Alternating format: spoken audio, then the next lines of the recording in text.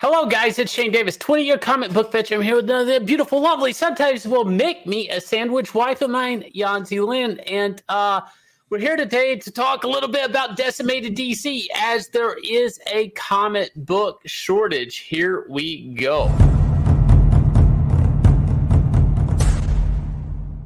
So whoever said, may you live in interesting times, go jump off a bridge. This is interesting news. DC Comics delays a number of comic books. They can't get them out the door. They can't make it to comic shop. They actually, from what they're saying, they can't actually get them printed. And this is interesting because, there's talks of toy shortages maybe this Christmas. There's been a couple of months back talking about manga shortage because there's just, one, it was super popular, but two, there wasn't enough paper stock to print the things on. Now, we'll get into that in a little bit, but right here and now, DC Comics is, they can't produce. They can't get them out. They can't get these Batman comics out. And this is at a time when DC Comics is actually issuing a statement from Jim Lee, Daniel Cherry, saying everything is running smoothly.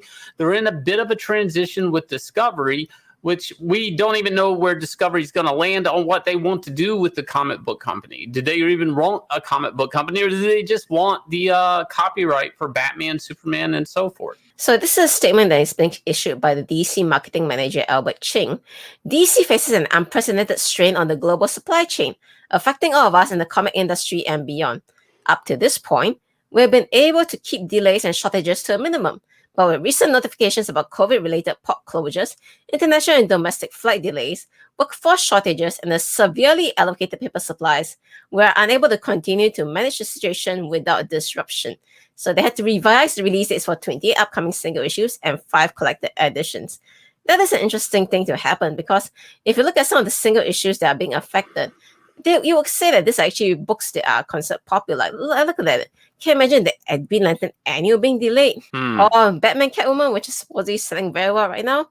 Yeah. And Superman Son of Kal-El 3, which right now is riding off the highs of the fumes of the rumor of Superman's son being gay. You have number 1 books being delayed as well, Nubia and the Amazons. So seems to be books all over the spectrum of DC popularity being delayed. Right. And here's the thing, and for people, maybe you're not a Wednesday warrior, but what happens when, like, say, number 4 of Wonder Girl is delayed? It automatically, as you can see at the bottom of the list, 4 through 7 are delayed. So what happens is basically 4 got delayed, and then that's going to affect 5 and so forth, consecutive numbers. The only way DC can make this up is double shipping later on when things get back on track, and we're going to talk about that in a minute. Is this real? And I'm sure there's a real shortage of paper. We recently just printed our book, Starlight Cats. People are opening up now. And there were 2 paper stocks when we were talking about changing paper stocks. They were like, we have a shortage globally of these 2 paper stocks. One was a very low-end paper stock, and one was like the highest paper stock you could get. And we ended up with still good paper stock choices. But it was alarming that 2 paper stocks were, So I do think there is some truth out there in this. But what's interesting to me, it's just like we saw with the DC bloodbath that we talked about here on this channel. Please look down below, hit the subscribe button.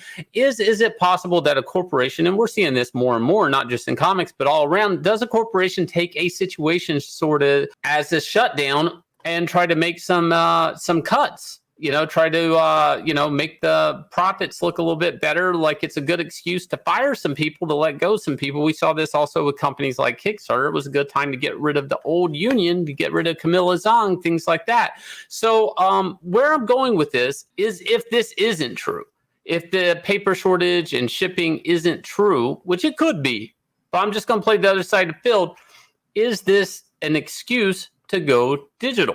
I'm slightly confused though, because doesn't DC just print right across the border? They print in Canada.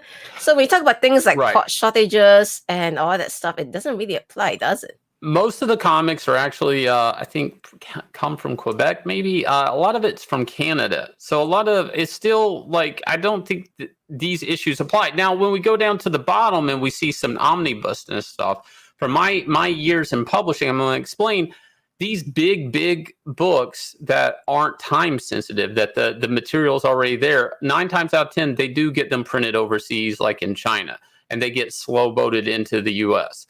The material's already there.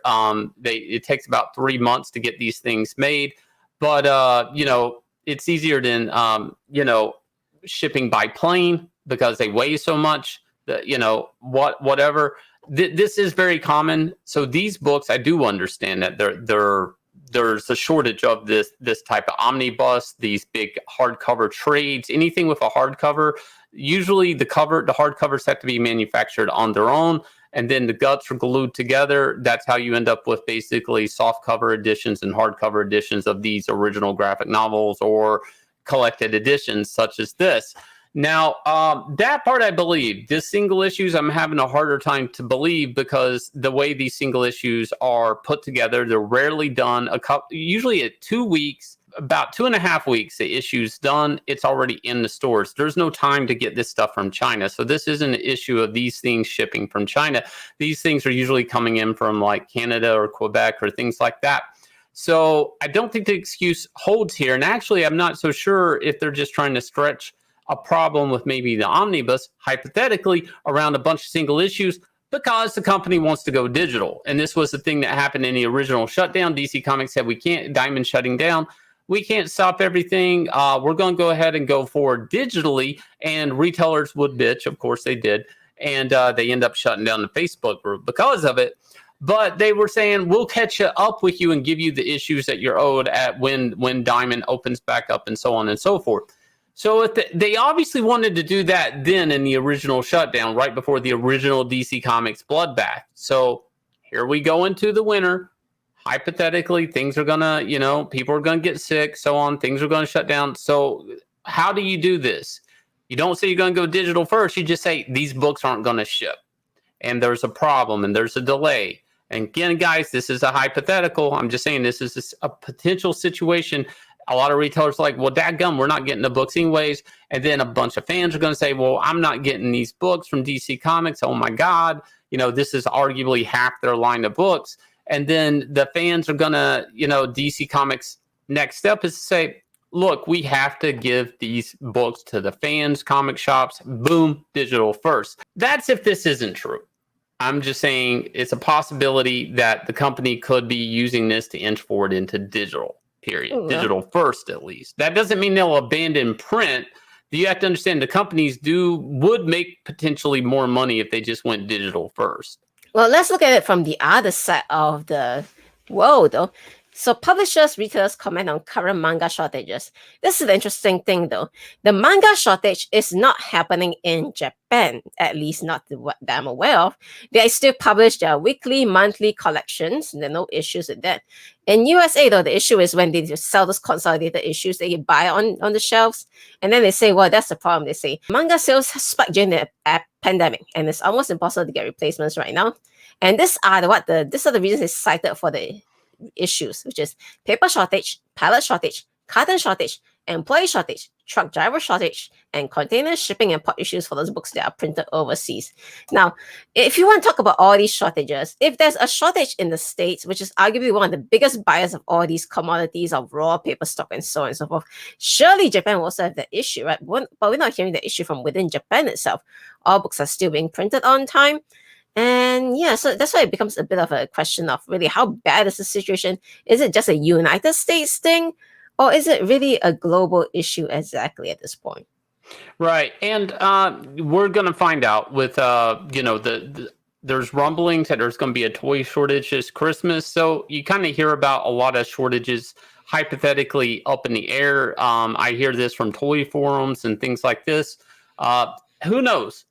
Some of this could be true. DC Comics maybe can't get their books out. We were able to get our book published, and it's opening up now in people's inbox. On that note, I want to remind everybody, Inglorious Rex, our next Indiegogo campaign, is launching this weekend, this Saturday at noon. Inglorious Rex will be available. Now, people are getting their tracking number and even opening and reviewing Starlight Cast now. This will be our second Indiegogo campaign we do deliver here at Nine Lives Comics. So please go sign up now to get yourself a lenticular card. All you have to do is put in your email address and you will get a lenticular card with purchase when you purchase a secret tier that has this card attached to it. So please do yourself a favor and get that exclusive trading card when you sign up for this. Please look down below. Also, guys, like, subscribe, ring the bell for notifications. We'd love to hear your comments on these videos, and we will catch you guys again with another video.